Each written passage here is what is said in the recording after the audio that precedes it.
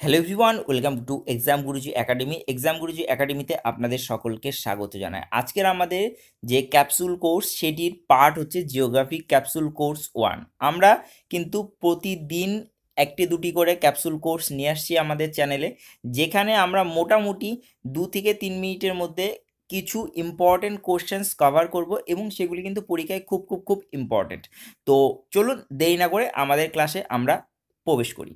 First question, ভারতের মোট কৃষি জমির পরিমাণ কত? সেটি হচ্ছে 159.6 মিলিয়ন হেক্টর। 159.6 million hectare. ঋতু অনুসারে ভারতের ফসল কি ভাগে বিভক্ত? ঋতু অনুসারে ভারতের ফসল ভাগে বিভক্ত, সেটি হচ্ছে খারিফ শস্য ও রবি শস্য। খারিফ শস্য কাকে বলে? বর্ষা ঋতুর শুরুতে যে সকল ফসল চাষ হয় তাকে খারিফ শস্য বলে, যেমন ধান, আখ, তুলা। রবি শস্য কাকে বলে? শীত ঋতুর শুরুতে যে সকল ফসল চাষ হয় তাকে রবি শস্য বলে, যেমন গম, যব এবং আলু ইত্যাদি। খাদ্য ফসল কাকে বলে? খাদ্য হিসাবে ব্যবহারের জন্য যে সকল ফসল চাষ হয় তাকে খাদ্য ফসল বলে, অর্থাৎ খাদ্যের জন্য ব্যবহার করা হয়, যেমন ধান এবং গম। ভারতের প্রধান খাদ্য ফসলের নাম কি? সেটি হচ্ছে ধান। ধান উৎপাদনে ভারতের কোন রাজ্য প্রথম? ধান উৎপাদনে ভারতের হচ্ছে পশ্চিমবঙ্গ প্রথম। ধান উৎপাদনে পৃথিবীতে ভারতের স্থান কত? সেটি হচ্ছে দ্বিতীয়, চীনের পরে। ধান চাষ কোন জলবায়ুতে ভালো হয়? সেটি হচ্ছে মৌসুমী জলবায়ুতে ভালো হয়।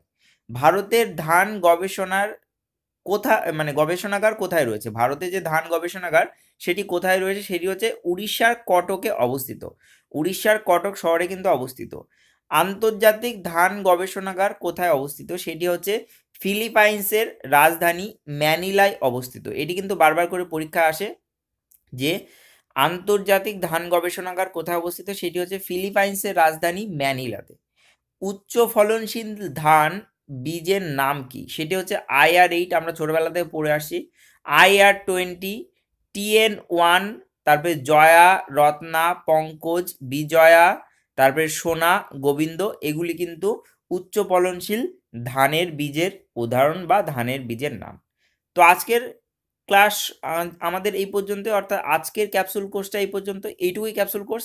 এই ছবিটি বা এই পিডিএফটি নিতে হলে ভিডিও ডেসক্রিপশনে লিঙ্ক থাকবে, সেই লিঙ্কে ক্লিক করে অবশ্যই আমাদের ওয়েবসাইট থেকে এই ছবিটি ডাউনলোড করে নিতে ভুলবেন না। ছবি ফরম্যাটে দেওয়া আছে, ছবির উপর ক্লিক করে download now option, download as a image বলে অপশান আসবে, তো সেখানে ক্লিক করে ছবিটি ডাউনলোড করে নেবেন। আপনার গ্যালারিতে থাকবে, যখন খুশি তখন পড়ে নিতে পারবেন। আজকের জন্য ভিডিও আমরা এখানেই শেষ করব। তার আগে আরেকটি কথা বলতে চাই যে আমাদের আরও দুটি চ্যানেল, যেটি হচ্ছে গুরুজি মোটিভেশন এবং আমাদের কিন্তু বিশ্বরূপম লাইভ ইউটিউব চ্যানেল কিন্তু সাবস্ক্রাইব করে রাখতে ভুলবেন না। গুরুজি মোটিভেশনে আমরা প্রতি সপ্তাহে 2টি করে মোটিভেশনাল ভিডিও দিয়ে থাকি এবং ভ্রমণের চ্যানেল বিশ্বরূপম লাইভে আমরা ভ্রমণের ভিডিও দিয়ে থাকি, মাঝে মাঝে ফুড ব্লগিংও করি।